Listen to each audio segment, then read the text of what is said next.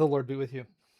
If I'm not mistaken, for the last like 10 minutes that I've been streaming, uh, I had not turned off the mic. So the good news is that I am highly confident that the microphone is in fact on because I can see it bouncing. The bad news is that you heard me making a bunch of clicky noises and coughing and whatever. So sorry about that. But thank you for joining us. Be often you. Welcome to the ADHD Preacher's Workshop. I am the ADHD Preacher. It's been a minute. The last time that I did a workshop, it was February, and so I've just completely missed the season of Easter. That's what's just happened. And also with you, Jen Cat. Good to see you. Thanks for joining. Yeah, we're so back. That's how back we are. We're so back. Yeah, no, I am going to be meat space preaching at First Presbyterian Church, Phoenixville, on the 21st. 21st. Yeah.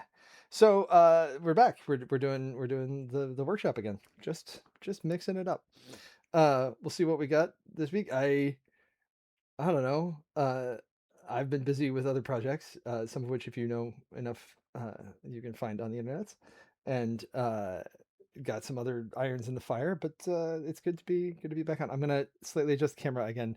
I don't think that it will bother y'all, but I will be staring at the camera being like very slightly off kilter the entire time. For those who are unfamiliar with the program here, I'm going to read the Revised Common Lectionary texts for this coming Sunday, one time straight. And then I'm going to read them again with some interpretation in a different translation, probably. It's been a while since I did this. And then if we have some time, we'll take a dive into the Greek and the Latin. We have some time and I have some brain. Let's be real about the requisite technologies here. We need some time and I have to still be like good after 2 hours of this. But that's the plan. And I hope that you will enjoy and value this time together. We will start as we always start with a word of prayer.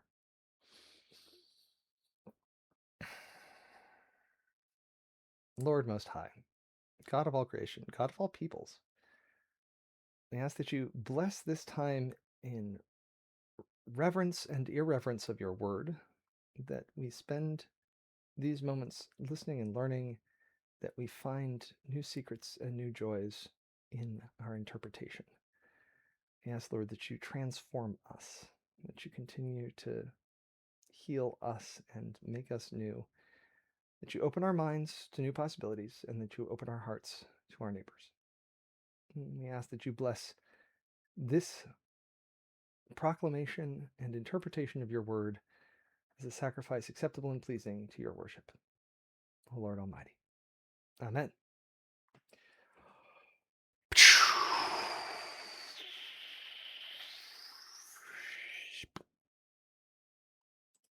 What even is the ADHD Preacher's Workshop? What are we doing here? All right, we are audible. We're rolling. Actually, I wanted to ask Jen Cat, how audible are we? Because sometimes we've had some trouble on the stream that like the volume is low, and I'd be interested to hear if that's less true. And for the record, for as long as I've been doing this, we've been doing the Revised Common Lectionary, and my sister got on my butt yesterday, a couple days ago, saying, why are we doing the Revised Common, which skips like a bunch of stuff, and also some really crucial stuff, like Ezekiel in the Valley of Dry Bones is not in the Revised Common Lectionary, which like, what? Not so low, it's a problem. All right. See, it's wild because OBS thinks that I'm really loud. So, all right. It's possible that's I can't turn OBS up anymore. Oh, well.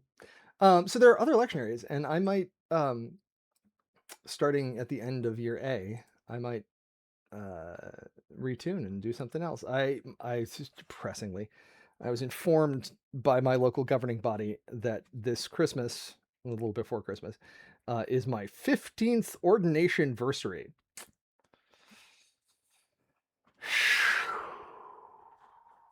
Oh, Stream Boo. I've missed you, Stream Boo. All right. But today, Revised Common Lectionary, we're going to keep it normal. Here, I'm even gonna edge this a little bit closer for greater podcasting intimacy. Yeah. Alrighty, let's rumble bumble.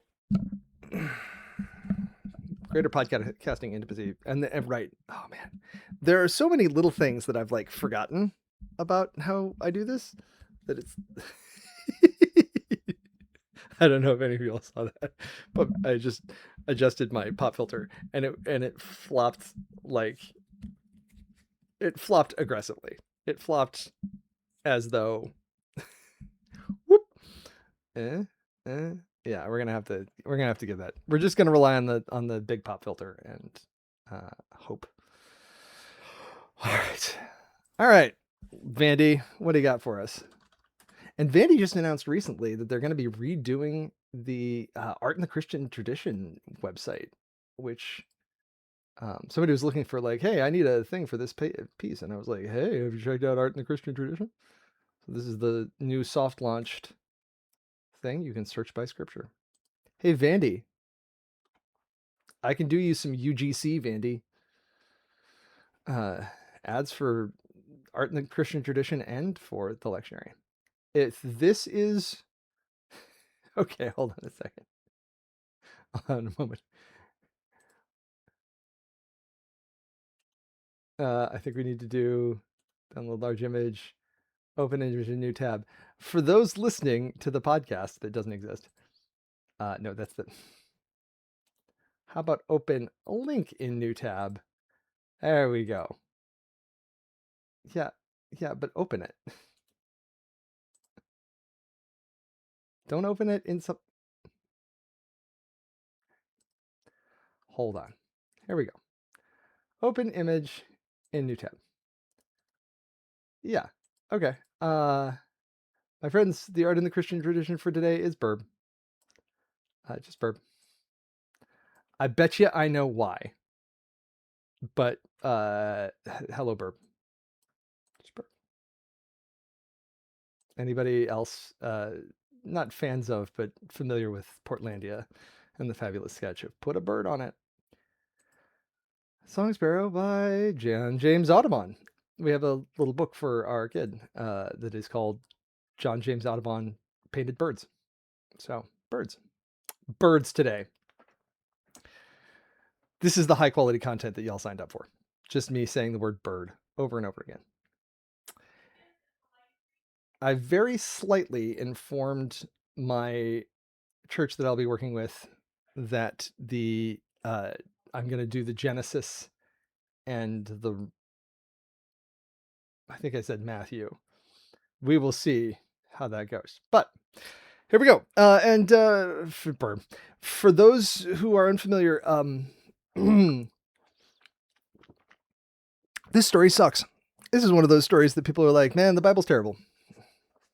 Genesis chapter 21, verses 8 to 21. The child grew and was weaned, and Abraham made a great feast on the day that Isaac was weaned. But Sarah saw the son of Hagar the Egyptian, whom she had borne to Abraham, playing with her son Isaac. And she said to Abraham, cast out this slave woman with her son, for the son of this slave woman shall not inherit along with my son Isaac. The matter was very distressing to Abraham on account of his son. But God said to Abraham, do not be distressed because of the boy and because of your slave woman. Whatever Sarah says to you, do as she tells you, for it is through Isaac that offspring shall be named for you. As for the son of the slave woman, I will make a nation of him also, because he is your offspring. So Abraham rose early in the morning and took bread and a skin of water and gave it to Hagar, putting it on her shoulder along with the child, and sent her away. And she departed and wandered about in the wilderness of Beersheba. When the water in the skin was gone, she cast the child under one of the bushes, and then she went and sat down opposite him a good way off, about the distance of a bowshot, for she said, do not let me look on the death of the child. And as she sat opposite him, she lifted up her voice and wept. And God heard the voice of the boy. And the angel of God called to Hagar from heaven and said to her, what troubles you, Hagar? Do not be afraid, for God has heard the voice of the boy where he is. Come, lift up the boy and hold him fast with your hand, for I will make a great nation of him. And then God opened her eyes, and she saw a well of water. She went and filled the skin with water and gave the boy a drink. God was with the boy, and he grew up. He lived in the wilderness and became an expert with the bow. He lived in the wilderness of Paran, and his mother got a wife for him from the land of Egypt.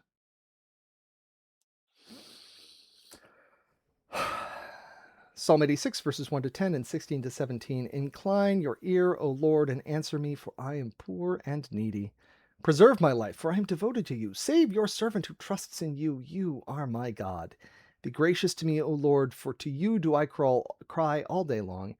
Gladden the soul of your servant, for to you, O Lord, I lift up my soul. For you, O Lord, are good and forgiving, abounding in steadfast love to all who call on you.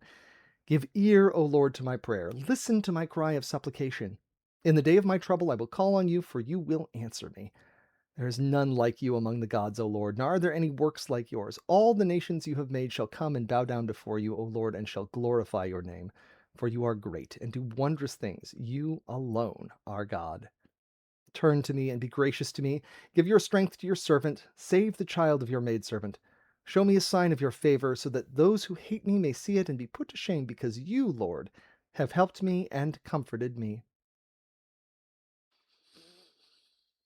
And then, so with the lectionary today, it is either that Genesis passage in that psalm, or this other passage from Jeremiah, and this other psalm, Psalm 69. A good chunk of the middle. Optional middle bit of the middle. Jeremiah chapter 20, verses 7 to 13. O Lord, you have enticed me, and I was enticed. You have overpowered me, and you have prevailed. I have become a laughingstock all day long. Everyone mocks me. For whenever I speak, I must cry out. I must shout violence and destruction. For the word of the Lord has become for me a reproach and a derision all day long. If I say, I will not mention him or speak any more in his name, then within me there is something like a burning fire shut up in my bones. I am weary with holding it in, and I cannot. For I hear many whispering, terror is all around. Denounce him. Let us denounce him. All my close friends are watching for me to stumble. Perhaps he can be enticed and we can prevail against him and take our revenge on him. But the Lord is with me like a terrifying warrior. Therefore, my persecutors will stumble and they shall not prevail. They will be greatly shamed, for they will not succeed. Their eternal dishonor will never be forgotten. O Lord of hosts, you test the righteous. You see the heart and the mind. Let me see your retribution upon them, for to you I have committed my cause. Sing to the Lord, praise the Lord, for he has delivered the life of the needy from the hands of evildoers. And then from the 69th Psalm, Psalm 69, verses 7 to 10 and 16 to 18, optional passage 11 to 15 in the middle. It is for your sake that I have borne reproach, that shame has covered my face. I have become a stranger to my kindred, an alien to my mother's children. It is zeal for your house that has consumed me. The insults of those who insult you have fallen on me. When I humbled my soul with fasting, they insulted me for doing so. When I made sackcloth my clothing, I became a byword to them. I am the subject of gossip for those who sit in the gate, and the drunkards make songs about me. But as for me, my prayer is to you, O Lord. At an acceptable time, O God, in the abundance of your steadfast love, answer me. With your faithful help, rescue me from sinking in the mire. Let me be delivered from my enemies and from the deep waters. Do not let the flood sweep over me, or the deep swallow me up, or the pit close its mouth over me. Answer me, O Lord, for your steadfast love is good. According to your abundant mercy, turn to me. Do not hide your face from your servant, for I am in distress. Make haste to answer me. Draw near to me, redeem me. Set me free because of my enemies. First decision enabled. And now, Romans chapter 6, verses 1b through 11. I'm going to do that intro again when I'm not drinking soda for reasons. Romans 6, 1b to 11. Should we continue in sin in order that grace may increase? By no means. How can we who died to sin go on living in it? Do you not know that all of us who were baptized into Christ Jesus were baptized into his death? Therefore, we were buried with him by baptism into death, so that just as Christ was raised from the dead by the glory of the Father, so we also might walk in newness of life. For if we have been united with him in a death like his, we will certainly be united with him in a resurrection like his. We know that our old self was crucified with him so that the body of sin might be destroyed, so we might no longer be enslaved to sin, for whoever has died is freed from sin. But if we died with Christ, we believe that we will also live with him. We know that Christ, being raised from the dead, will never die again. Death no longer has any dominion over him. The death he died to sin, once for all, but the life he lives to God. So you also must consider yourselves dead to sin and alive to God in Christ Jesus. Definitely going to have to read that one again. And then Matthew's Gospel, the 10th chapter, the 24th through the 39th verses. Listen for God's word to you. A disciple is not above the teacher, nor a slave above the master. It is enough for the disciple to be like the teacher and the slave like the master. If they have called the master of the house Beelzebul, how much more will they malign those of his household? So have no fear of them, for nothing is covered up that will not be uncovered, and nothing secret that will not become known. What I say to you in the dark, tell in the light, and what you heard whispered, proclaim from the housetops. Do not fear those who kill the body, but cannot kill the soul. Rather, fear the one who can destroy both soul and body in hell. Are not 2 sparrows sold for a penny? Yet not one of them will fall to the ground apart from your Father. And even the hairs of your head are all counted, so do not be afraid. You are of more value than many sparrows. Everyone, therefore, who acknowledges me before others, I also will acknowledge before my Father in heaven. But whoever denies me before others, I will also deny before my Father in heaven. Do not think that I have come to bring peace to the earth. I have not come to bring peace, but a sword. For I have come to set a man against his father, and a daughter against her mother, and a daughter-in-law against her mother-in-law, and one's foes will be members of one's own household. Whoever loves father or mother more than me is not worthy of me, and whoever loves son or daughter more than me is not worthy of me, and whoever does not take up the cross and follow me is not worthy of me. Those who find their life will lose it, and those who lose their life for my sake will find it. The word of the Lord.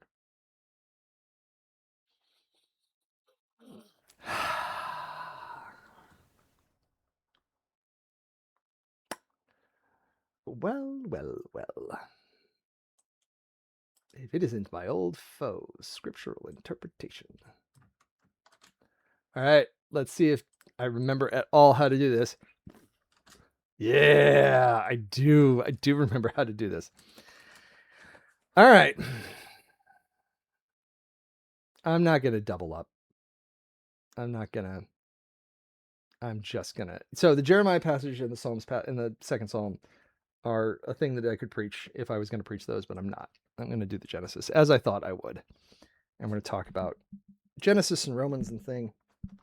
And I think, so a very, very wise preacher, it was my mom, once told me that preachers basically only have like 5 sermons. And it is important as a preacher to know about yourself. I think I did this backwards. Yeah, I think I did this and I should have done this. Yeah. All right. It is important to know that preachers only have 5 sermons. And then once you know that preachers only have 5 sermons, it's very important to know what your 5 sermons are and which one you're preaching on any given day. Like, figure out what your milieu is and then be ready when you are doing it so that it's not like, oh, I wonder what I'm preaching about. No. You know which sermon you're giving before you start on it. This sermon that is about to happen is a version of what I like to call the God who stood on his head. And the basic is like, God works the opposite of the way that you think that God should, except when he doesn't. That's your ADHD sermon. So we're gonna go again. We're gonna do the thing. We are gonna ask. Okay, this is why I want. So I want to know what is happening in the Romans that I'm missing, and I want to know what's happening in the middle of the Psalm here. Yeah, okay, that's why I do it this way. All right, but we're not going to do the Jeremiah and Psalm 69, so we're just going to cut that. And then we're going to leave that there. I realize I'm talking in a way that is not very helpful. All right. All right. We're going to get the whole of Psalm 80, or at least through verse 17 of Psalm 86. We're going to get the one bit of Romans that they're skipping for some reason.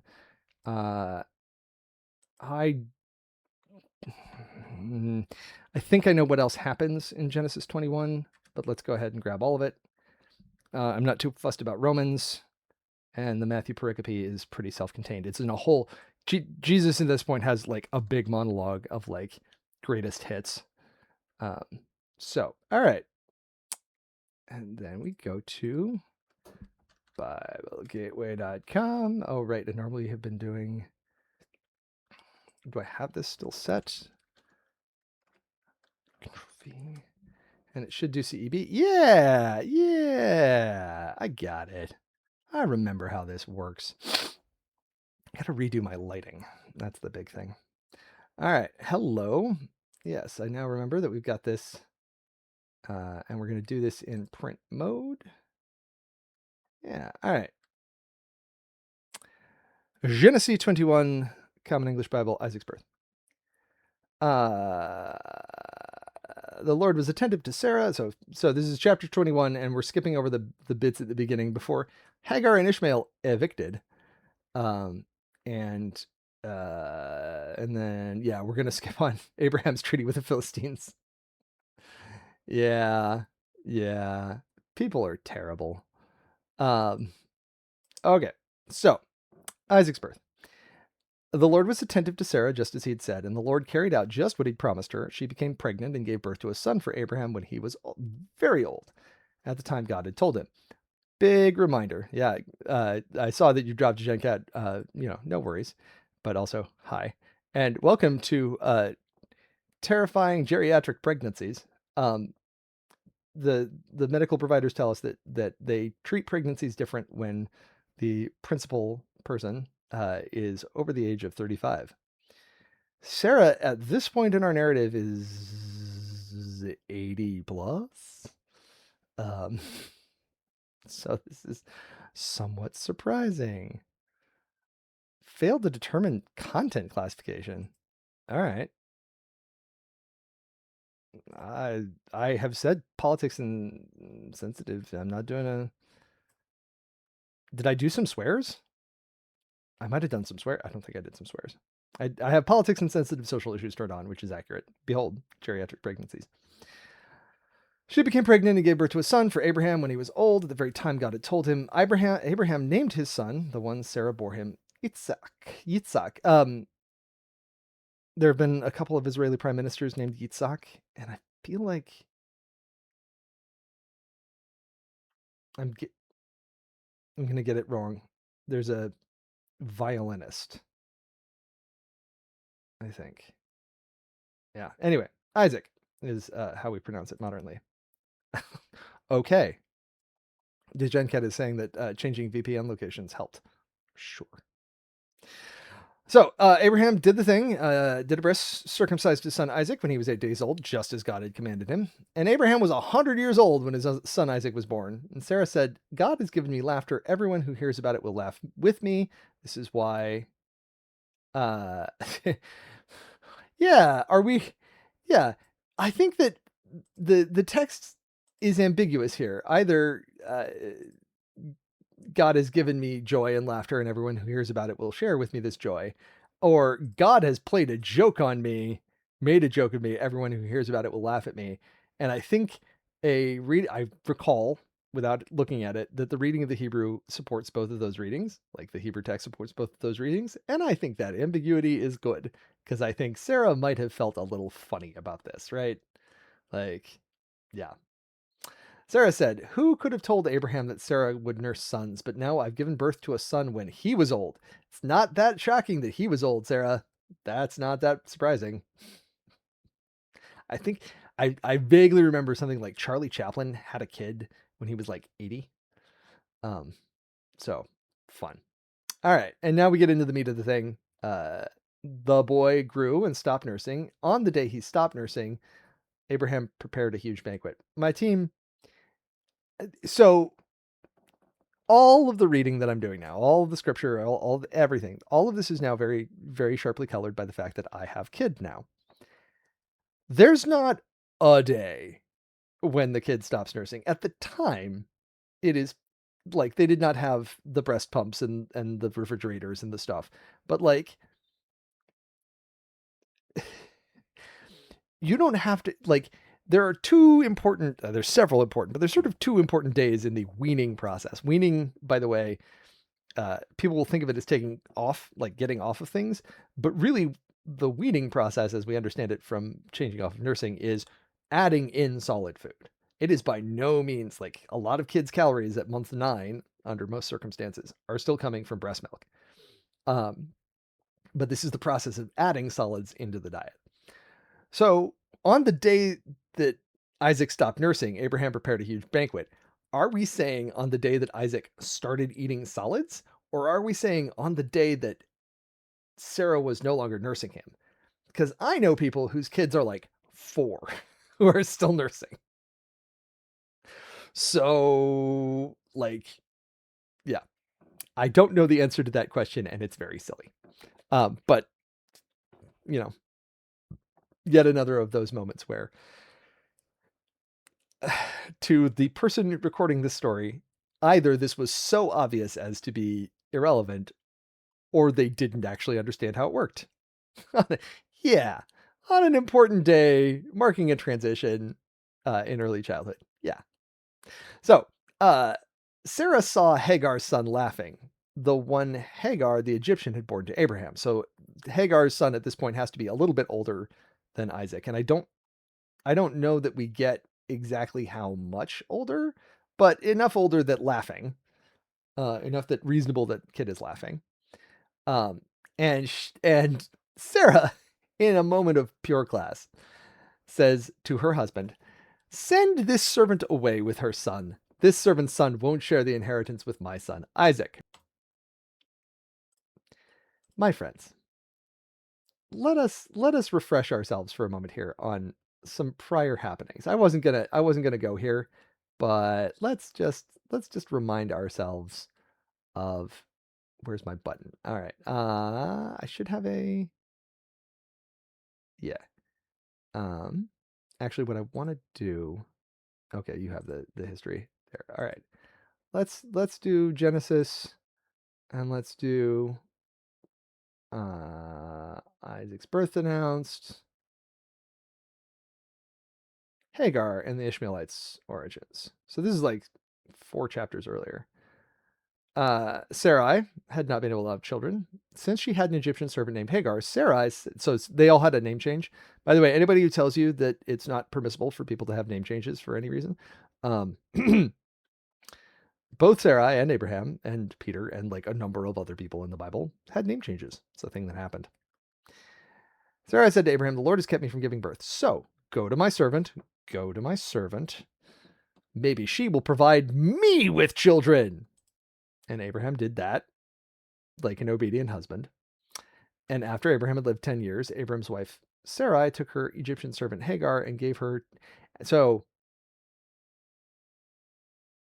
this is one of those moments where the narrative is a little twitchy for reasons that don't bear going into just at the moment. But Abraham did that. So after Abraham had lived 10 years in the land of Canaan, Abraham's wife Sarai took her Egyptian servant Hagar and gave her to her husband Abram as his wife.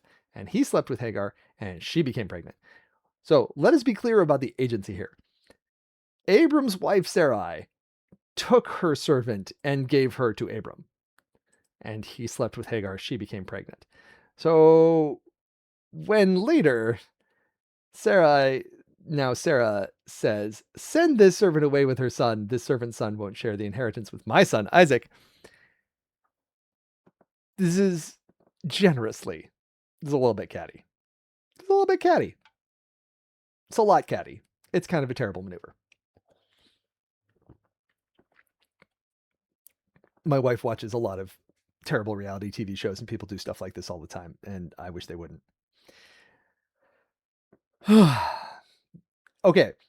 All right. And so I was wondering, the NRSV here has,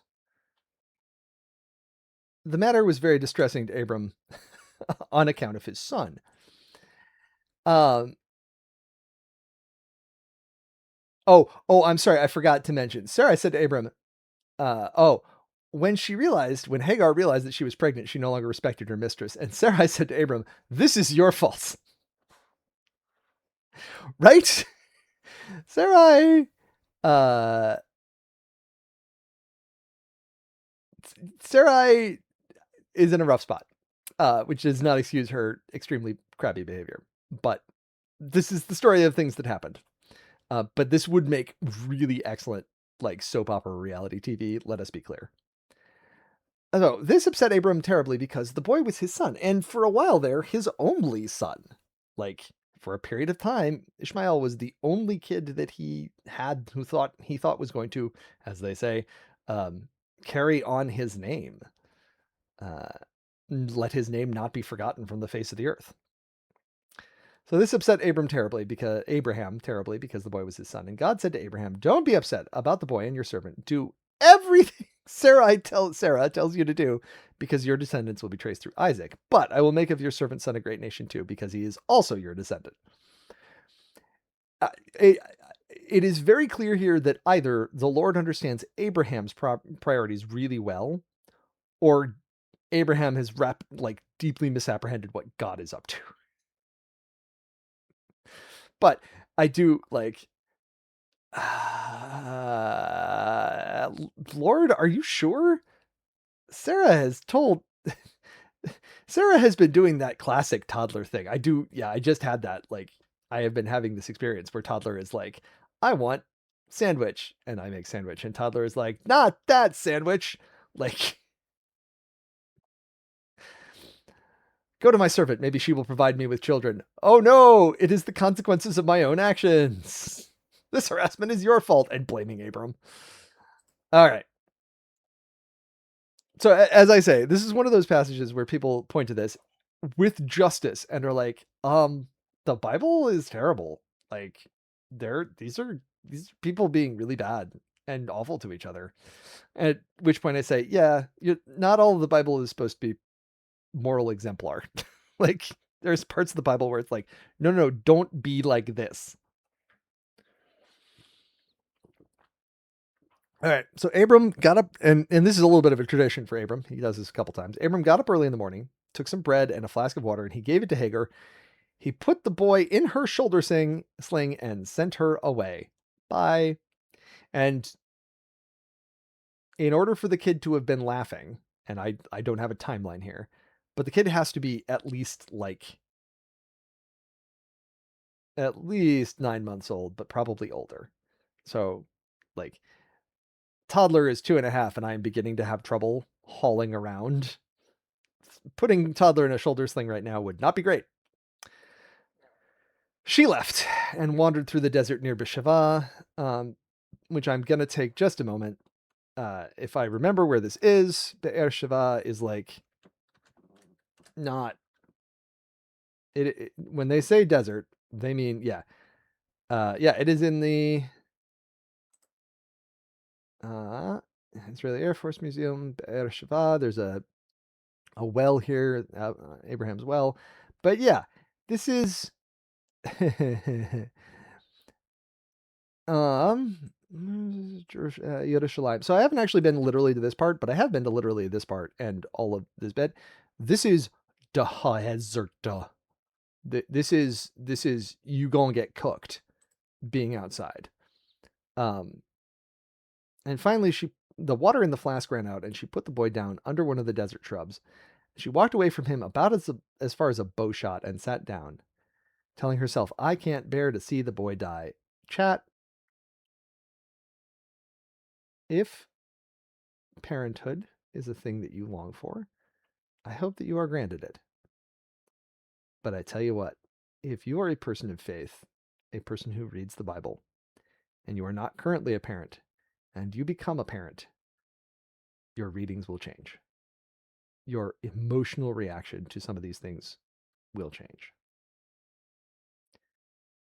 She sat at a distance, cried out in grief, and wept. Not 30 minutes ago, just as I was getting on stream, toddler started crying. Toddler didn't want a nap. And I knew that this was fine. My wife's around. Toddler's getting to be a big kid. Toddler can handle this. But the heartbreak of kid just crying because kid wants to get out of bed, and imagining being in a position where I cannot provide water for my child.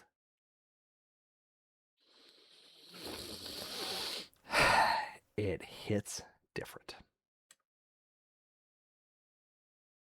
God heard the boy's cries, and God's messenger called to Hagar from heaven and said to her, Hagar, what's wrong? Don't be afraid. God has heard the boy's cries over there. Get up, pick up the boy, and take him by the hand, because I will make of him a great nation. And then God opened her eyes, and she saw a well. And she went over, filled the water flask, and gave the boy a drink. And God remained with the boy. He grew up, lived in the desert, and became an expert archer. He lived in the Paran desert, and his mother found him an Egyptian wife. Wilderness of Paran. Yeah, give me the maps version of that, hey?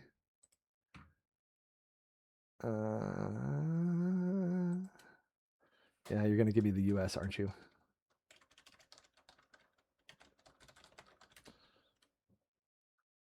Yeah, nope. We're in Alabama. That ain't right. Show me results right here.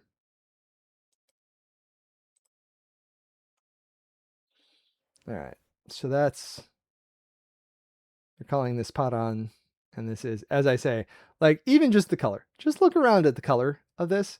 This is not a place like this is not the green here is unusual. Most of it's like this, and these are the desert shrubs under which Hagar might have placed a child.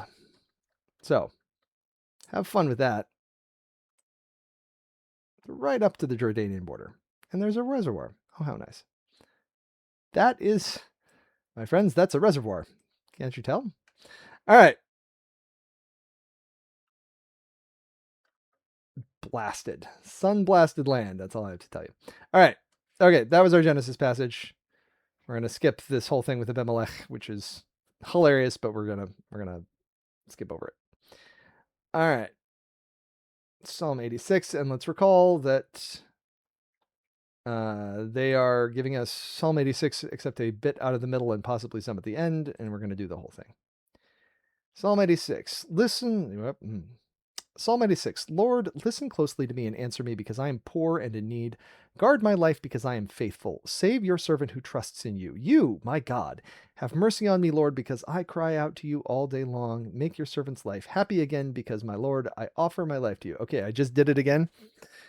I got to start testing is start posting about ADHD biblical autopilot, where like I will start reading Bible and realize somewhere in the middle that like, wait, no, I'm not actually reading.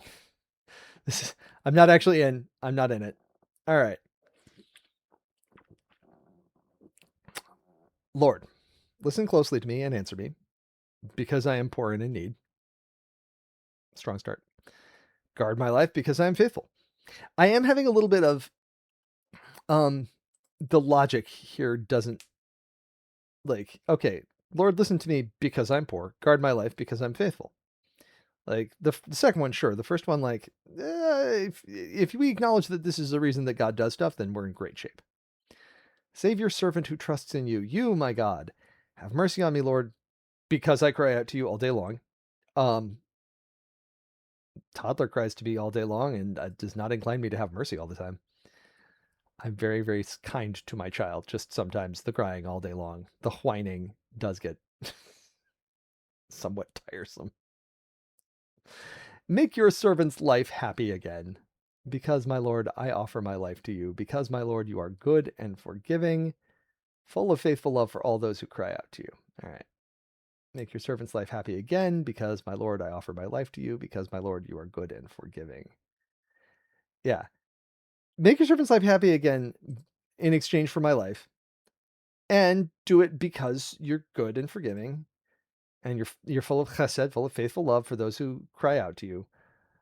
Listen closely to my prayer, Lord. Pay close attention to the sound of my requests for mercy. Whenever I am in trouble, I cry out to you, because you will answer me. It's very, very, very causative. I think more so than most of the Psalms. There's a lot of reflecting on why God does what God does. And then a definite break. My Lord, there is no one like you among the gods. There is nothing that can compare to your works. All the nations that you've made will come and bow down before you, Lord. They will glorify your name, because you are awesome and a wonder worker. You are God, just you. And that's the break where we're now getting 5 verses that were not in the lectionary. Teach me your way, Lord, so that I can walk in your truth. Make my heart focused only on honoring your name. I give thanks to you, my Lord, my God, with all my heart, and I will glorify your name forever because, now we're back to the becauses, your faithful love toward me is awesome, and because you've rescued my life from the lowest part of hell. That's, yeah, lowest part of Sheol. The arrogant rise up against me, God. A gang of violent people want me dead. They don't give a thought for you. But you, my Lord, are a God of compassion and mercy. You are very patient and full of faithful love. Come back to me. Have mercy on me. Give your servant your strength. Save this child of your servant. Show me a sign of your goodness, so that those who hate me will see it and be put to shame. Show a sign that you, Lord, have helped and comforted me.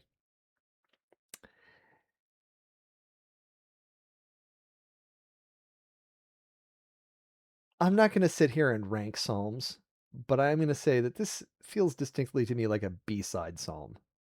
This is not something that God is going to like. David did not play this for the greatest hits. This is kind of whiny and kind of petulant. Um, yeah, it doesn't zing me in the way that some others do. If chat, or if you are watching this on the VOD, and you are like, no, no, no, no, Psalm 86 is the best because, then first I will say, yes, you're very on brand. You're very in the structure of the thing, but, all right, we're not going to do the Jeremiah. We're not going to do the other Psalm because I'm not going to do them. And everyone's just going to deal with that. We are, however, going to do the Romans. The entire city of Rome. Okay, so the thing specifies 6:1b.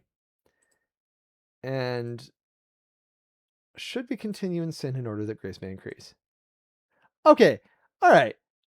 The lectionary. 6:1a is not insid.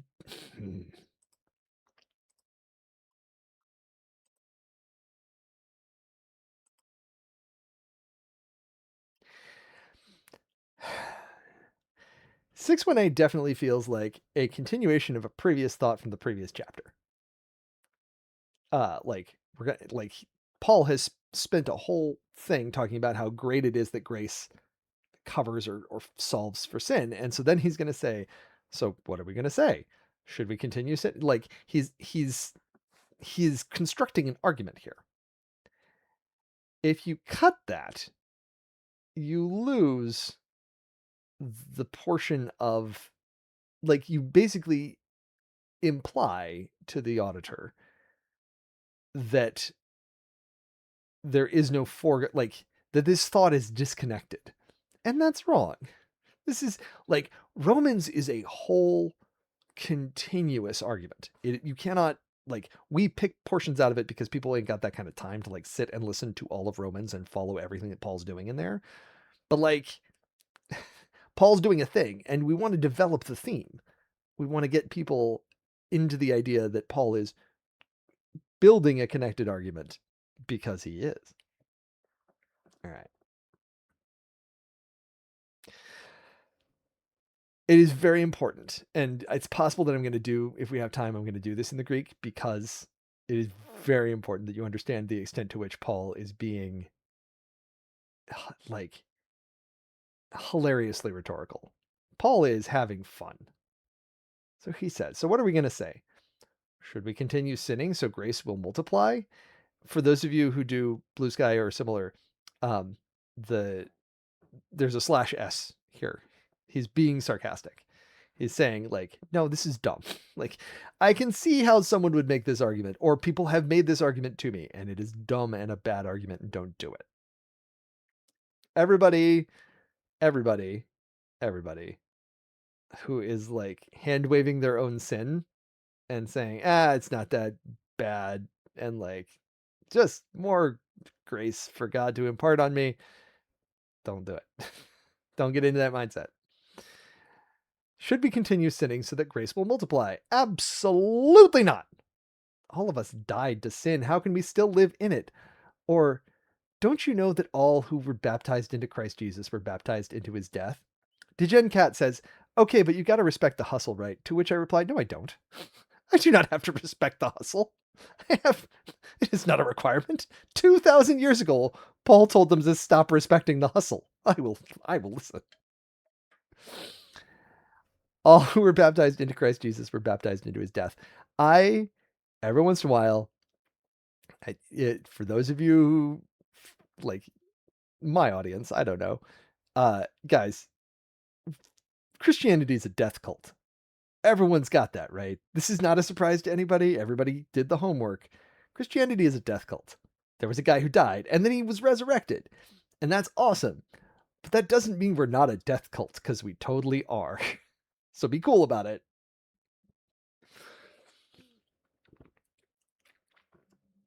You were baptized into Christ Jesus. You were baptized into his death. Therefore, we were buried together with him through baptism into his death, so that just as Christ was raised from the dead through the glory of the Father, we too can walk in the newness of life. My mother grew up in a tradition that took this real seriously, like this passage and similar ones, and basically came as far as, once you have received the grace of God, you will never sin again. And if you do begin to sin again after having received the grace of God, you never really received the grace of God in the first place, did you? Hardcore. I don't know that I have. I don't know that I've hung out on that particular subreddit. r/an attempt was made. I'm gonna have to thank you for that, DegenCat. If we were united together in a death like Christ's, we will also be united together in a resurrection like Christ's, and this is what we know. The person that we used to be was crucified with him in order to get rid of the corpse that had been controlled by sin. This is yet more zombie, like, you want to talk about, like, there's a whole bunch of zombie stuff in the New Testament, but this is hardcore, like, yeah, evil. Literal evil was controlling your corpse until you died to sin.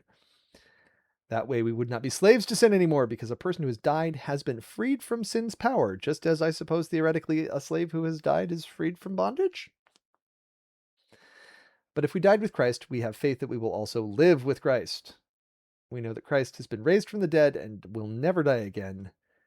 Death no longer has any power over him.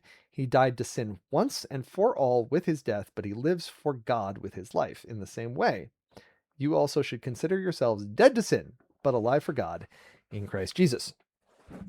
Cool. This seems to me like an argument that Paul had to make that also he didn't have to make, because this should be easy mode, you guys. Like, just don't.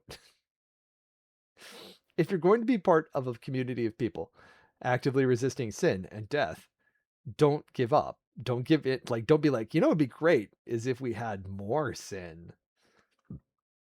I don't know anybody who's doing that right now.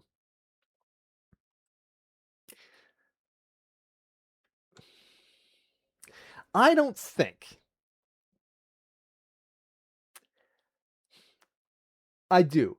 I really would love to sit Miller and Vance and some of the other political figures of the current presidential administration down and be like, okay, guys, walk me through your biblical theology. Like, show me the parts of the Bible that are the source of your behavior and your beliefs. Because it really seems like you're taking some things out of context and stringing them together as excuses to be terrible.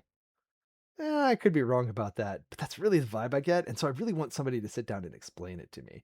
And I think I'm most likely to be able to get that from Vice President Vance. I don't think many other administration figures have talked this through that far, but like, I am very interested. Don't get me started on the president. All right, Matthew chapter 10, verses 24 to 39. And I think this is the meat of where I'm going to go. Disciples aren't greater than their teacher. All right, DegenCat has a paragraph in here that in fairness to the early Christians, this whole idea of sin, grace, and redemption was kind of new during Paul's time, and their previous role models probably were not great. To an extent, grace grace used in this way was new, but both sin and redemption were deeply embedded in like a biblical Hebrew understanding of how this was going to work. That like there were sins, and there's some hamartiology, the study of sort of sin in Scripture, is really fascinating because what like if you really start to scratch at what is sin, it rapidly becomes apparent that like nobody knows what sin is exactly. They just know it's bad and don't do it. But like, and they can tell you this is a sin or this is sinful, but they don't know why. There's no common thread other than it was in Torah. Like Moses says God said not to do it, so don't do it. But if you then get into the like, what do we like? There is sin, and the Mosaic law had things that you did with sin. Like, how do you manage sin? There were sin offerings. You gave these offerings to at the temple, um, and that process removed the sin. So, what is the sin then? This, like, this is a whole. I have to do some more reading on this because I'm working on this whole disability theology thing in the background. But uh, these were not new ideas. The idea that Jesus was an offering, a sin offering that wiped out all the sin, that was new. And yeah, I think that's a good. DeGencat says, like, I think Paul is clearly exasperated, but I feel like this isn't an inherently stupid thing to think in your first year in the new sect. Totally fair.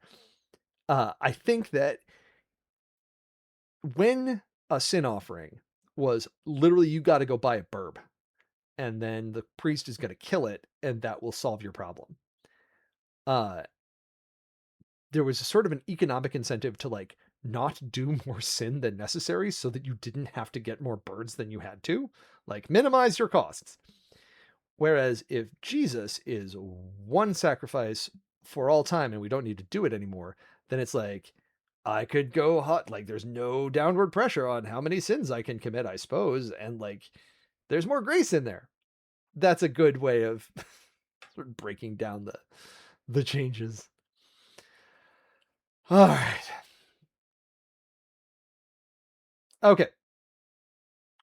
Matthew's Gospel. Disciples here is almost certainly the word that gets used, is literally disciples. It's probably worthwhile to say students here for our audience. Students aren't greater than their teacher, and slaves aren't greater than their master. Sidebar: have you ever had a teacher than whom you absolutely were greater? I have had teachers who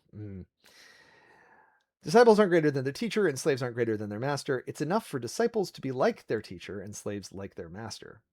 If they, and here he's talking about the Pharisees and other people who are on his butt, if they have called the head of the house Beelzebul, it's certain that they will call the members of his household by even worse names.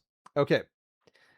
I'm gonna refresh myself on something for a moment. Zebul, biblical figure, but what I want is Wiktionary here.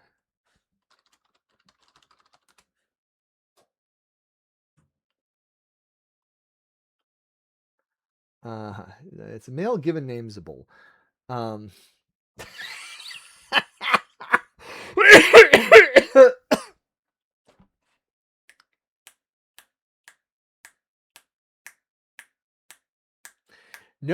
No, I see why they were going for flies, but that is not it. All right. Lord of the Flies is the polite way of referring to this. If you're listening on the podcast, what we have just discovered is that Zebul is an Aramaic and Hebrew word that means, at best, garbage, and at worst, manure. And so, to in what Christ, and so Baal here is you'll have seen Baal in other parts of the Bible. That is literally just a and now I'm going to check myself on this. Baal, I think, just means Lord. Yeah, it means Lord or owner in some of the ancient Near Eastern languages. Um, so like, yeah, it does mean God, but it means God sort of through, yeah, like Lord, husband, master, all this. Um, Singular construct, feminine counterpart, master, owner, a husband. So the husband of crap would be a reader. It also means idol because the other local people, in somewhat the same way that in in Hinduism, um, there are certain deities, certain divine figures that will be referred to as Lord Shiva or Lord Ganesh, or like that. That is an attempt at a translation of the idea that like this is a divine figure. So for all of the neighbors, Baal means Lord in a divine. Yeah, it means Lord in a marriage sense, but it also means Lord in a divine sense. So Baal Zebul here is the Lord of Poop. Today I learned Baal Zebul, the El Zebul, means not Lord of the Flies, but Lord of Poop. And it's certain that they're going to call the members of the household by even worse names.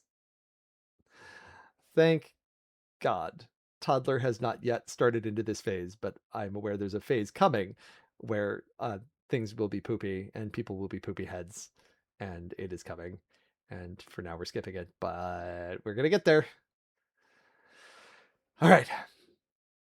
So if our opponents have called the head of the house Lord of Poop, it certainly will call the members of the household by even worse names. Therefore, don't be afraid of those people, because nothing is hidden that won't be revealed, and nothing secret that won't be brought out into the open. What I say to you in the darkness, tell in the light, and what you hear whispered, announce from the rooftops.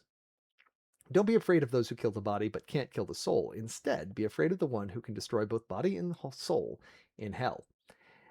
It is worth noting, and I would love to see if I can find this. There was a Twitter thread these many years ago, possibly as many as 10 years ago, that basically put together all of the times that hell and Sheol appear in the Bible and a bunch of other arguments, and they constructed this whole thing. It boiled down to eternal punishment and damnation in hell is not actually all that well supported biblically. It is, in fact, better supported that the end of souls detached from God is destruction. Um, so nice little shout out there. So don't be afraid of those who kill the body but cannot kill the soul. Be afraid of the one who can destroy both body and soul in hell. And now we have the reason why art in the Christian tradition for today was burbs. Are not 2 sparrows sold for a small coin? But not one of them will fall to the ground without your Father knowing about it already. Even the hairs of your head are all counted. I do enjoy the idea that God has a spreadsheet running of how many hairs are on every person's head, how many hairs there were, what the change over time is. I find that satisfying because, to a certain extent, my answer is just 0. Go bald young. If you have to go bald at like 18. It's way better. Don't be afraid. You are worth more than many sparrows. Lord, how many sparrows? I am concerned. Yet another spreadsheet. God has like DegenCat, 87 sparrows. ADHD Preacher, 94 sparrows. What's the sparrow exchange rate?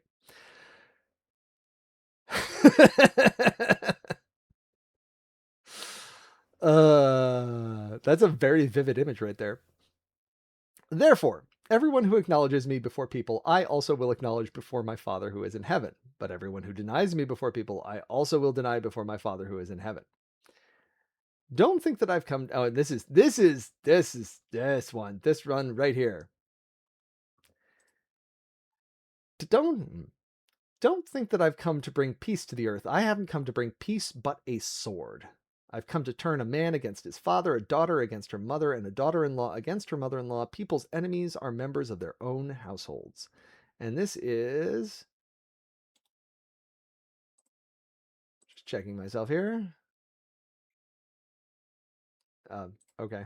It took me to the thing, but then it, like, didn't. There should be...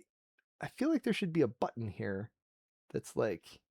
Here, go to the next chapter, and it should be, like, right here. I should be able to go... All right, it's all the way down. It's because I'm zoomed in so much. I haven't come to bring peace. I've come to bring drama. All right. Oh, man. Sorry. Yeah, so I was saying that chapter 10 is Jesus gives a big monologue. This is his, like, hype up speech for all the missionaries that he's sending out. Gave them authority over unclean spirits. And here are the 12 apostles.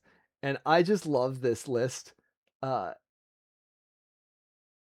like, the... Oh, okay, this one doesn't include it. At least one of the other gospels has James and John, James the son of Zebedee and his brother John, the sons of thunder. Yes. Matthew the tax collector, this was my guy. Simon the Canaanian, Thaddeus. Jesus sent these 12 out and commanded them, and like gave them a long list of things, like, here's the advice, here's the stuff, I'm sending you as sheep among wolves, this is all good. Disciples aren't greater than teacher. All right. Trouble in the family. Oh, this is... I wanted to see what the... Micah. Okay. Reference to Micah, which, like, that's legit. All right. Those who love father or mother more than me aren't worthy of me, and those who love son or daughter more than me aren't worthy of me. And those who don't pick up their crosses and follow me aren't worthy of me. Those who find their lives will lose them, and those who lose their lives will find them. And those who lose their lives because of me will find them. I cannot be the only one, Gencat. I would be surprised to learn that you are not a fan of or have not seen the late 90s, early 2000s film Mystery Men, featuring the talents of William H. Macy and Zoolander, the guy who played Zoolander, and a bunch of other people, a bunch of really great... Jeanine Garofalo's in that movie. Tom Waits is in that movie. Fabulous film. There's a moment late in the movie where the like then you know the moment I'm talking about, where the Sphinx has appeared, and the Sphinx is this, like, a big name in the superhero community, like, actually a very, very powerful superhero. He can, like, cut guns in half with his mind. And the Sphinx says to Mr. Furious, like, the Sphinx has been, like, quoted, like, doing these little tags, these one-liners, like, if you learn to hide your strikes from your opponent, you will more easily strike your opponent's hide. And then the Blue Raja, like, starts throwing the forks from behind his sleeve, and, like, they go back, like, been doing this all along. And the Sphinx says to Mr. Furious, if you do not learn to master your rage... And Mr. Furious pops in with, your rage will become your master. And I hate to say that I think I'm going to be able to preach this sermon without making that reference. It is going to be difficult. Because, and here's the... I'm gonna ruin it now. Hi, Mockshine. Welcome to the show. Welcome to our reading. If we look at the... Sorry, if we look at the Genesis passage, again, there's a whole thing of, like, Sarah and Abraham. I don't know, man. I think I could do sacred text on Mystery Men. I think there's a whole bunch of very biblical... yeah. Anyway. I don't know these people, man. This is a new congregation. They have to know me first. Did that actually does that actually appear in the okay, it's an external link. That's good. Okay. Um so as I was reading the Genesis, I had to I will tell you now, I'll ruin it and say the congregation that I'm preaching for asked for a slightly ahead of time what my expectations were about the scriptures. And I was like, all right, I'll like scan them once. And it became obvious to me. Like it struck me. Hagar walked away from the kid about as far as a bow shot and sat down. I can't bear to see the boy die.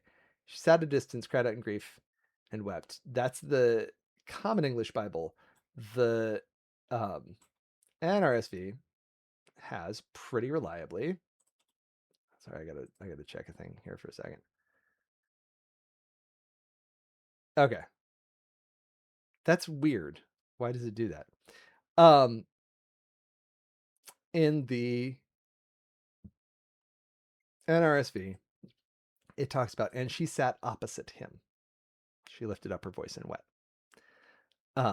That opposite him sat with me because the Matthew passage is so full of. Sorry, now I have to go back to Matthew. Um, like disciples and slaves. Uh, don't be afraid of these people. Nothing is hidden that won't be revealed. Nothing is secret that won't be brought out into the open. Like it has that Sphinx from Mystery Men cadence of it's not like when you be the A, you will A the B.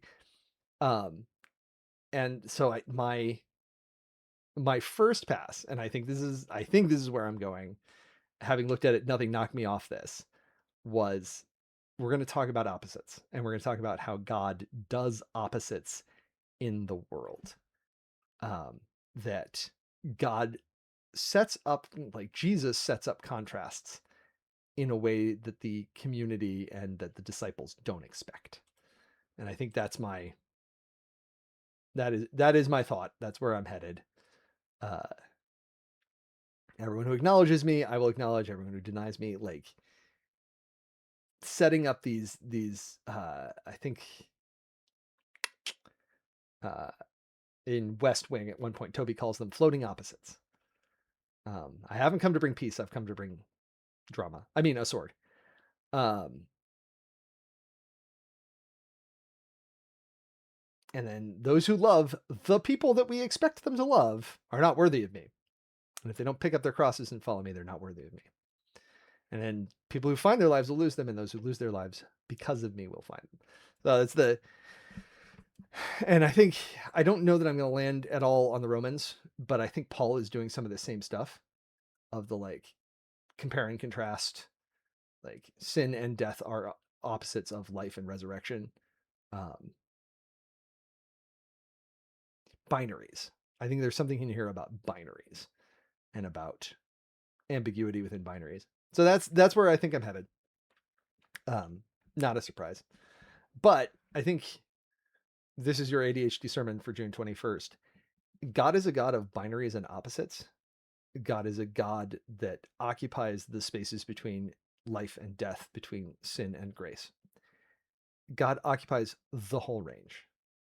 And we as Christians are called to live in the range between those two things, striving for the virtues and the values that God has called to us, but also aware of the reality that we will never escape the other half of the equation. We are called to be God's people, seeking truth, aware of lies. That's your ADHD sermon for June 21st. God bless. All right.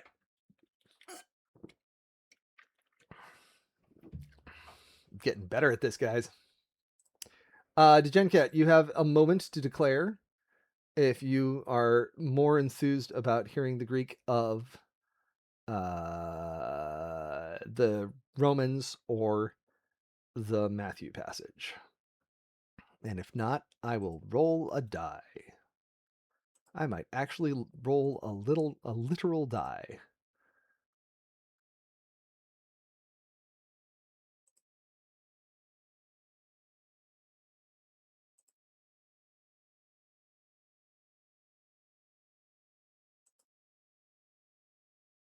Also, am I live? Oh, the Hagar. The Hagar one's Hebrew, man. The Hagar one is Hebrew. No, your choices are: should we continue in sin in order that grace may abound, or disciples not above the teacher. The I have been like, if this was all I was doing, or if this was like 40 to 60% of my time, uh uh I would be like, all right, let's brush up my Hebrew. No. So your choices are the Greek ones. Uh should we continue in sin in order that grace may increase? Or the Matthew one, a disciple is not above the teacher, nor a slave above the master. Okay, cool. Let's do it. I like that answer. Whichever one doesn't make sense, do that one. So I think it's important to remind everybody of the context here. And actually, this is a good moment to do it. Okay. Disciples not above the teacher. We're in that's chapter 9. I don't want chapter 9. I want chapter 10. Let us refresh ourselves on the context. Jesus has done a bunch of miracles and has called 12 dudes to be his particular bros. So it's Jesus and a big bunch, and it's often called in Mark it's often the Ochlos. But there's like a crew. There's a big crew, but like Jesus' 12 posse members, like the in crowd, are these 12 disciples. And Jesus gives them authority over unclean spirits to throw them out and to heal every disease and every sickness. And here are the 12: Simon Peter, teacher's pet, his brother Andrew, who is, I don't want to say favorite, but he's like, I'm a big fan. James and John, the sons of Zebedee. And these four all were fisher people. A carpenter's doesn't. Oh, I like that. That's cute. Philip and Bartholomew, Thomas, this guy gets a bad rap later. Matthew, the tax collector. This, like, the fact that this bro is named by his profession, unlike everybody else in this passage, should indicate to you that it is important that he is a tax collector, because it means that Jesus doesn't shun those that are shunned by everybody else, especially collaborators. James, the son of Alphaeus and Thaddeus, Simon the Canaanian, and Judas, who betrayed Jesus. I know that in the hagiography, I know that in other places, like, you can learn more about a lot of these bros. I don't really like. Peter gets a bunch of lines. Andrew gets a couple lines. James and John get some airtime. Uh, Thomas gets some lines. Everybody else is just kind of the guys. The two Jameses, James the son of James the son of Zebedee and James the son of Alphaeus. Fun pair. All right. So this chapter 10 is the commissioning of the 12. So in English, and then we'll stop when we get to the lectionary bit, and we'll start in Greek. Jesus sent these 12 out and commanded them, don't go among the Gentiles or into a Samaritan city. Go instead to the lost sheep, the people of Israel. No, this is ex post facto. This is Matthew's gospel writing all about the guys after the fact. This is foreshadowing. No, it's good. That's good. No, that was a solid question. Go to the people of Israel. So don't bother with the non-Hebrews, just the Israelites. As you go, make this announcement: the kingdom of heaven has come near.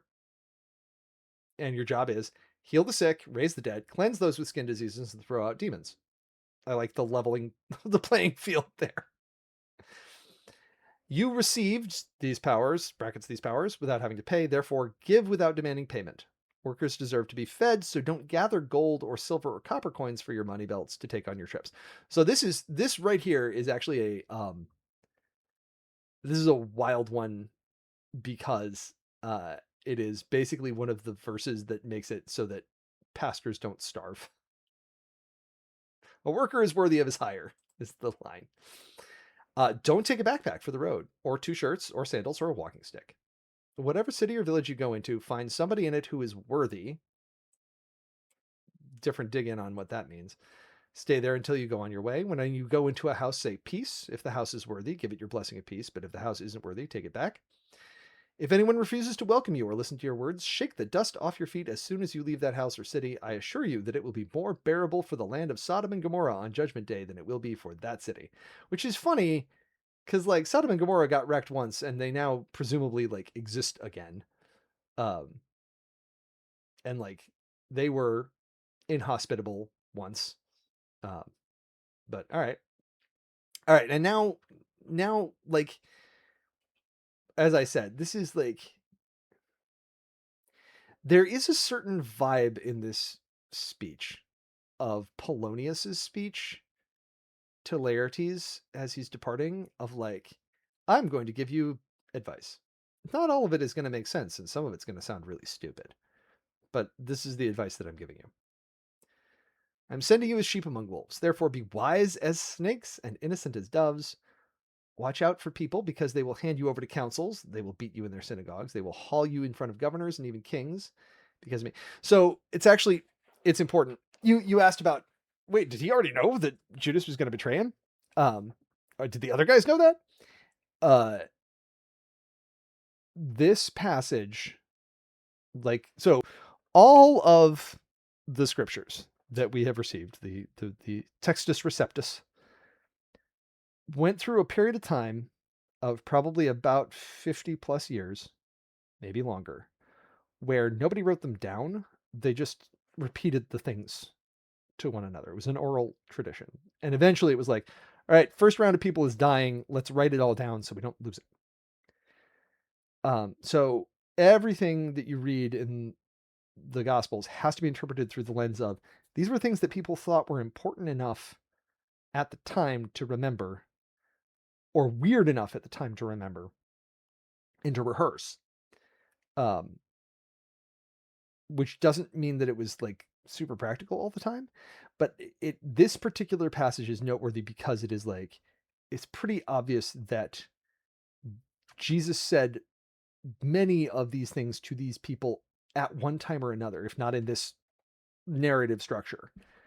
Um, and people remembered them. People thought they were important.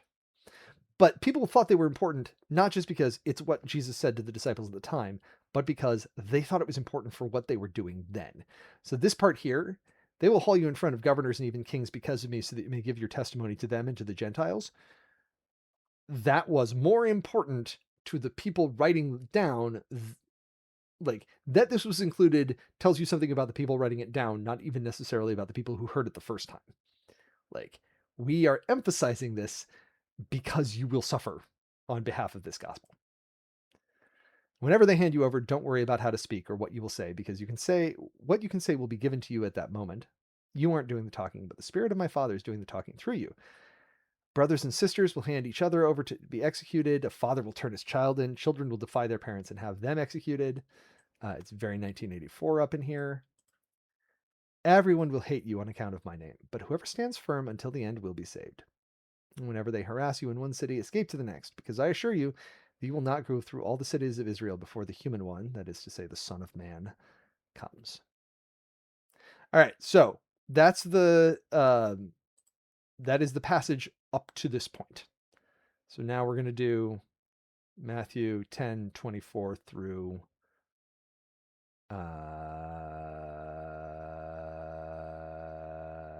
24 through 39.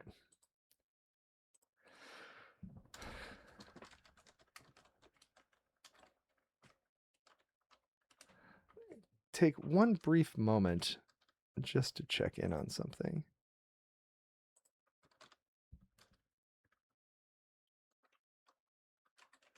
Studio.twitch. Gonna have a weird sound moment here. I'm ready for it. Me. Creator dashboard. There we go. Stream manager.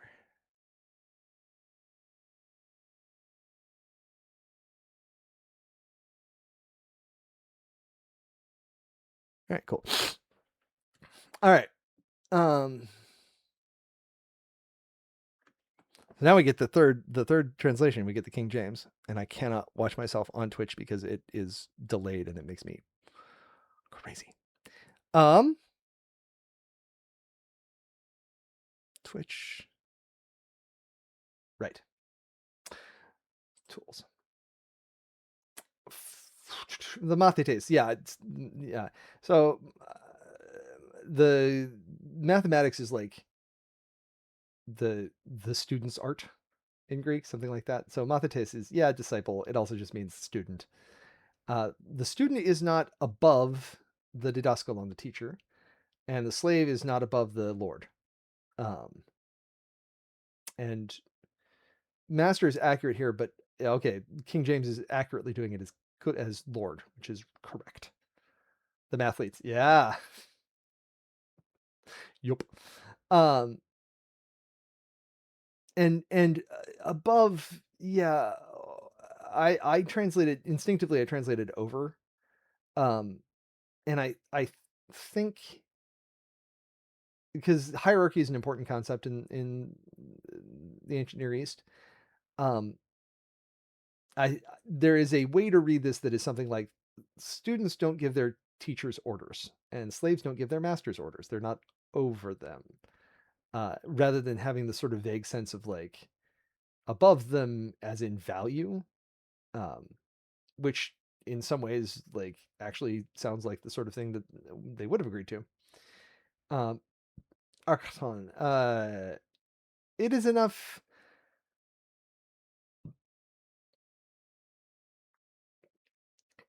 Okay, it is enough that he be the Mathe to the student, like Hos the Didaskalos. Um, that's a weird construction. It is enough, genetai, second aorist middle deponent subjunctive, which is why it would reasonably take a uh, a dative here. Yeah.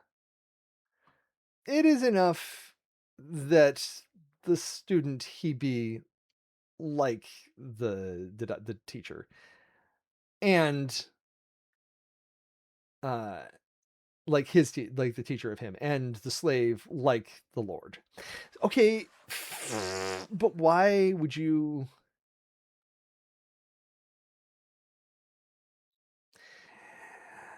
It's weird that they did a dative here and a nominative here, and I don't have enough. I don't have a commentary handy, and I don't have enough Greek to say exactly why, like how it's weird, but it is weird that these are hodulos here is in a subject case, and tomathete is in a like instrumental or indirect object case. That's funny. Um, if the master of the house, if the despot of the house, uh, if they have called the despot of the house, poop lord, uh, how much worse, will they call the, uh, those of his household? Or how much more so? It's not worse, but how much more so? Um, those of his household. Uh, and it is like it's worth noting in a previous passage they're like, how is he driving out these demons? And some in the crowd are like, he's doing it in the name of Poop Lord. The things you learn, like I had no idea until today, that they had softened that so much. And I have to figure out if I'm going to preach on that or to what extent that's going to be an inclusion, because that has the chance of being a huge distraction.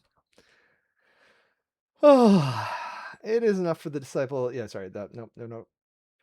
And it's enough for the disciple. Yeah. Like that's the thing where like I don't think most people consciously want to be greater than Jesus, but I think they want to be like Jesus. I think that's the point, right? And I think in those situations where the student does displace the master, then you're talking about the Sith. Or I was just thinking for whatever reason today of Ant-Man and like the villain from Ant-Man, who seemed really cartoonish 10 years ago or whatever the date was. But mm, mm, mm. All right.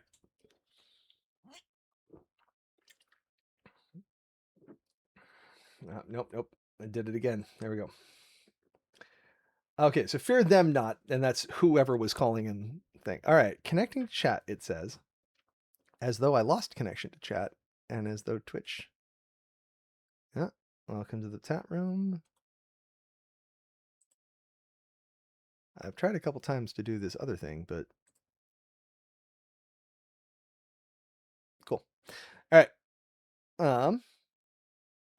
So therefore don't fear them, and them here seems to be the subject of the verb. God, I hate when I have Twitch open. It makes me so weird. How much more shall they call them of his household if they have called the master? So that's like in Mark it'd be the oikos, like the crowd. How much of the townsfolk? So don't be afraid of them. For Lumenon,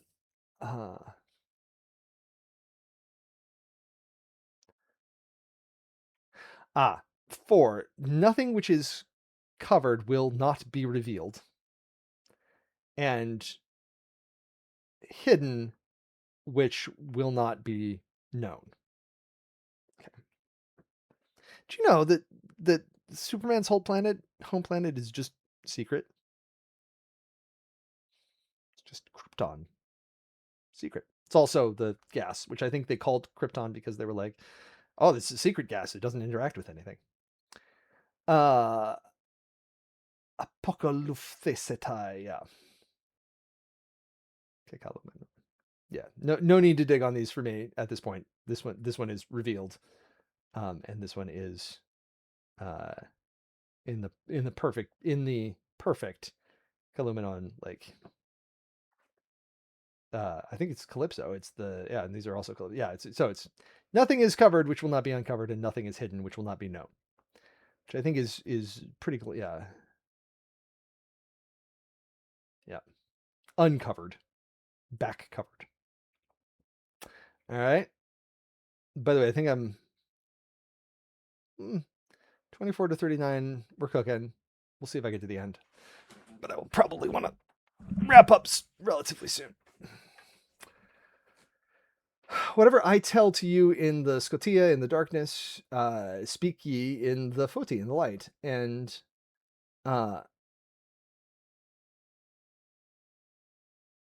yeah. Yeah, I think so. The Jen Cat's interpretation is something like this paragraph and the paragraphs after it are kind of injunctions against filial piety, because God is above all and already knows the family secrets, and like don't worry about the hierarchies of these people. They're going to be bothered, and that's okay. We're not here to make people comfortable. We're here to get them right. Yes, I think that's a good read, and like not just filial piety, but like, so Jonathan hates virtues. Like there are these different civic virtues that we have in different proportions and that we deploy as arguments. Basically, Jesus's whole argument here is against loyalty and reverence as it's historically been constructed. That this is, don't let your loyalty blind you to the truth and God's work, and don't let your respect for the laws and the customs of your nation prevent you from speaking and doing what is right. But only some of the laws. Like there's a whole subtext here of like this is a constant tension within Jesus's ministry is like there are some laws that don't deserve our respect because they are obstacles to human flourishing, or they're being deployed as obstacles to human flourishing. So, like the Sabbath laws are not about a really like super legalistic framework on what is work. It's about making sure that people rest. But that doesn't mean that you shouldn't like that doesn't mean don't do anything. It means rest. And that's like not easy to pick apart. So like this goes back to like my thesis here of the God who stands on his head. Like I think a lot of the read here.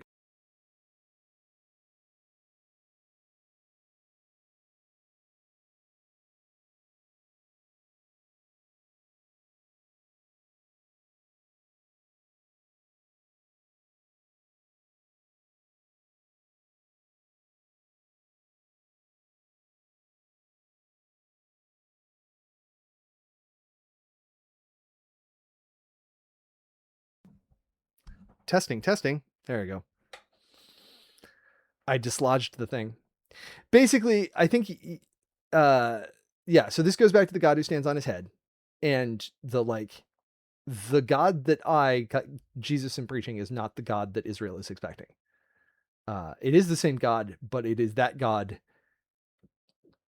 purified or advanced or like preaching against the existing structures, but some of the existing structures.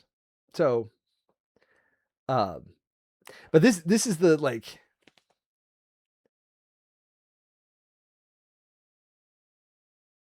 Yeah. So it's easy to read that. Yeah, I was watching the bounce bounce. The disciple is not above his master, nor the servant above his Lord. It would be easy to say that Jesus' point here is about him. That like you all, my disciples, you are not greater than I am, and you don't give me orders. It's enough that you're like me.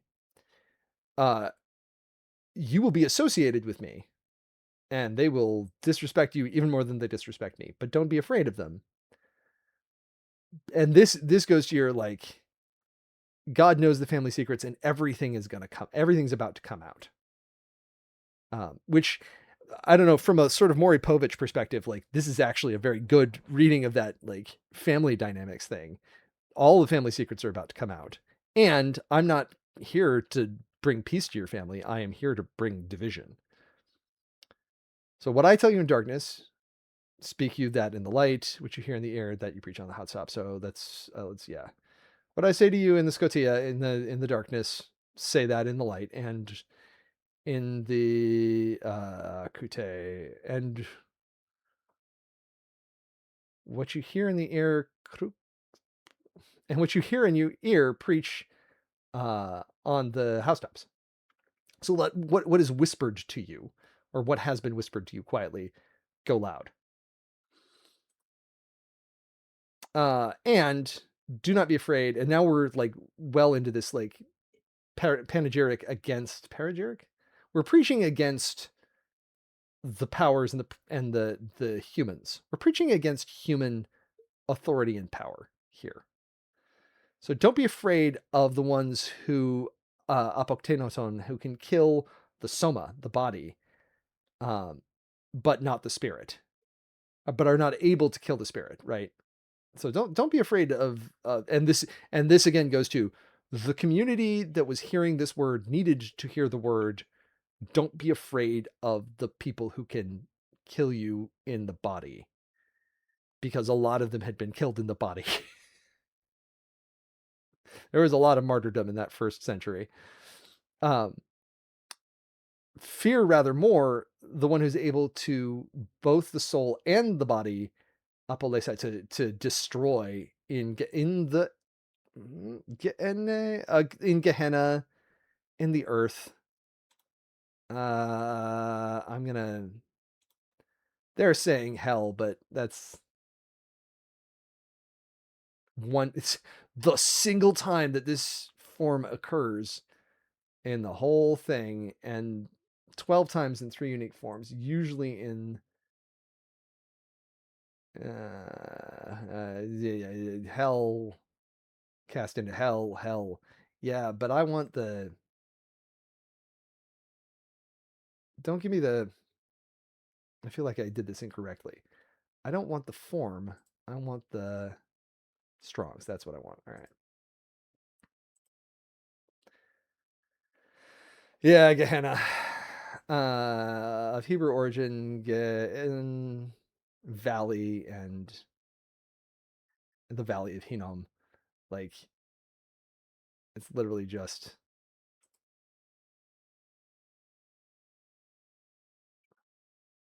a valley of Jerusalem, used figuratively as a name for the place of everlasting punishment or hell. Which I would want to dig into why exactly Hinnom's Valley has gotten that particular thing, but we're gonna roll along for that for a minute. All right.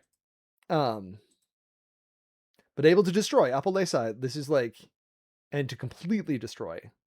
Apollomi. Yeah.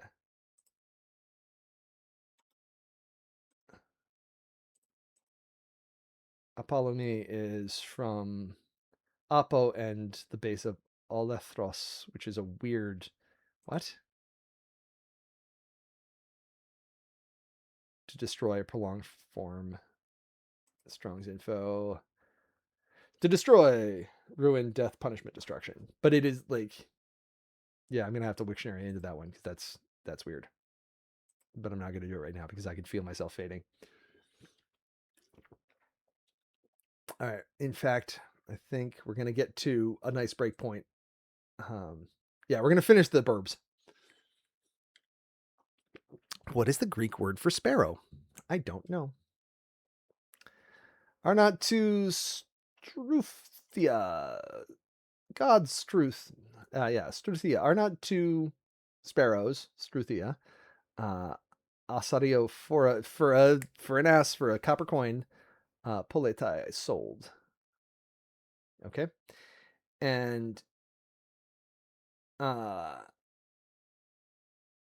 and one of them doesn't pesetai, doesn't will not fall to the earth without uh, your father. Yeah, that's shockingly intimate. One of them will not fall. One of them, so hen, one from them, from sparrows, will not pesetai, will not fall to the earth, ane, without your father. So I think usually there's more, like English does some flourishes. Um, apart from your father, and then Matthew's gospel, or sorry, the Common English Bible has um,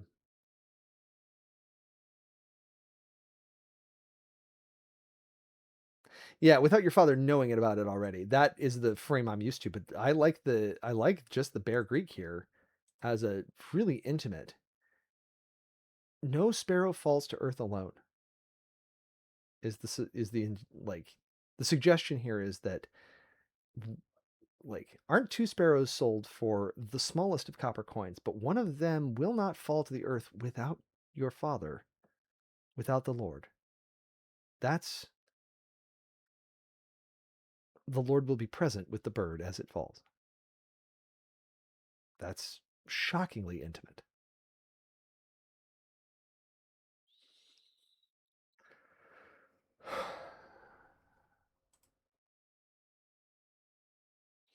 But yeah, right. Uh, but the very triches, the very hairs of your head, uh, yours.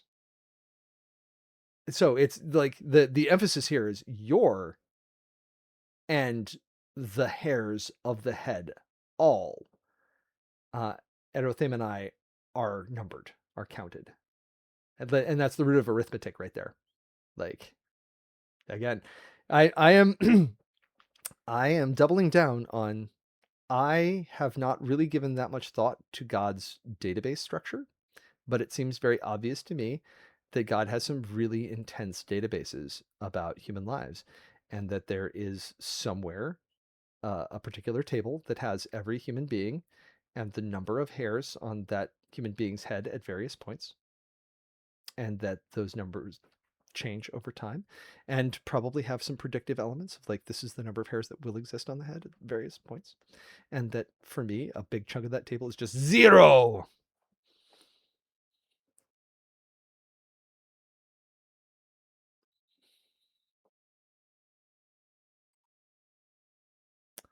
Therefore, don't be afraid. You are you are of more value. Diaferete. Which is diafero, like you. I'm sorry. No. Hold on. Yeah, of more value, but that's pharaoh, to bear, in the middle there. Diafero, show strong's info, to bear through, to transport, to bear about. My guy, what is actually being said here is not you're of more value. It is do not be afraid, for you weigh more than many sparrows. You are heavier than many sparrows.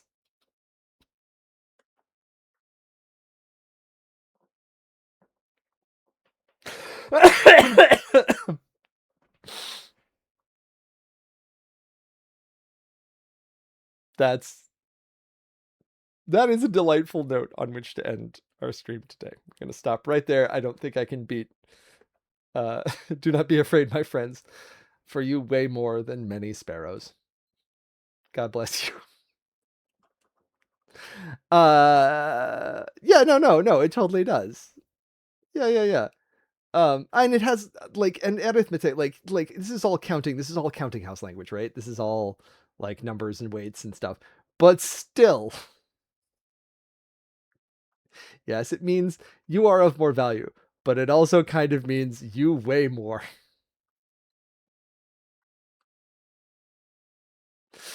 And I'm never not going to be able to hear it that way ever again. This is my gift to you. All right. Thank you all so much for joining. Thank you, Gencat. Thank you. Somebody else dropped in, and I said hi, and they dropped out. I think Mockshine. Thank you, Mockshine, for sliding in. Nice to have you with us. Great to see you all. I don't know when next I will do this, but I have loved and missed it. And I have a bunch of backlog projects, and if I have time and bandwidth, I'll get back to them. I'm sure it's going to be great.